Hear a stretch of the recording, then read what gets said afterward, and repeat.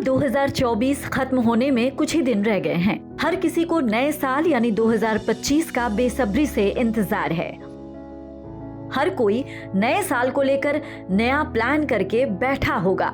ऐसे में अगर हम देश की राजनीति की बात करें तो इस साल 2024 में भारत की राजनीति में बहुत कुछ ऐसा हुआ जिसने लोगों को हैरान कर दिया।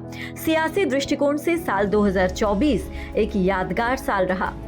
ये साल लोकसभा चुनाव को लेकर काफी यादगार रहा है, क्योंकि इस बार अलग अलग राज्यों से आए लोकसभा चुनावों के नतीजों ने हर किसी को हैरान कर दिया। जनता ने ऐसा जनादेश दिया जिसका अनुमान भी बड़े बड़े राजनीतिक विश्लेषक नहीं लगा पाए थे।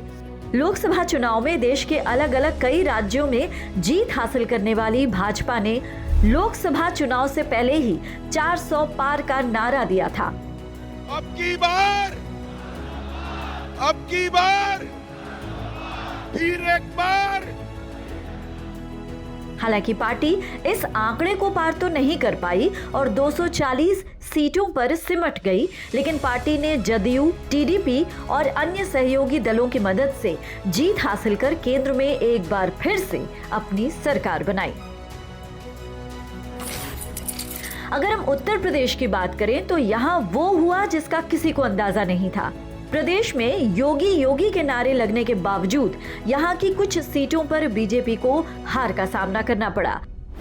पार्टी ने यहाँ से साल 2019 के लोकसभा चुनाव में 80 में से 62 सीटें जीती थी, लेकिन इस बार महज 33 सीटें ही जीत पाई।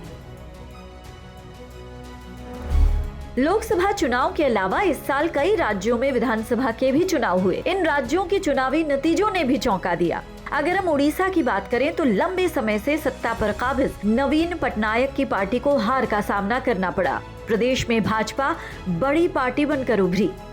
वहीं अगर हम हरियाणा विधानसभा चुनाव की बात करें तो प्रदेश के चुनावी नतीजों ने भी राजनीतिक विश्लेषकों के दावों को पूरी तरह से गलत साबित कर दिया।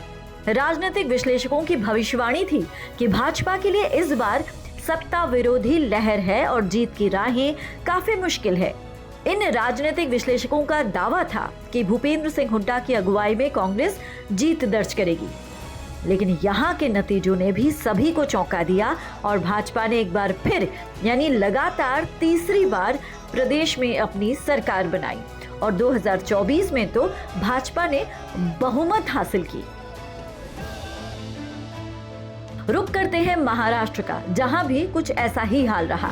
उद्धव ठाकरे की शिवसेना और शरद पवार की एनसीपी को उम्मीद थी कि उन्हें जनता की सहानुभूति मिलेगी और वो सत्ता पर काबिज होंगे, लेकिन उन्हें भी करारी हार का सामना करना पड़ा। भाजपा के नेतृत्व में एकनाथ शिंदे की शिवसेना और अजीत पवार की एनसीपी वाले महायुति गठबंधन ने प्रचंड जीत हासिल की। अगर हम कांग्रेस की बात करें तो पिछले चुनाव की तरह इस बार भी पार्टी ने खराब प्रदर्शन किया है। इसी तरह जम्मू कश्मीर में अनुच्छेद 370 हटाने के बाद भाजपा को बहुमत की उम्मीद थी, वो भी पूरी नहीं हो सकी।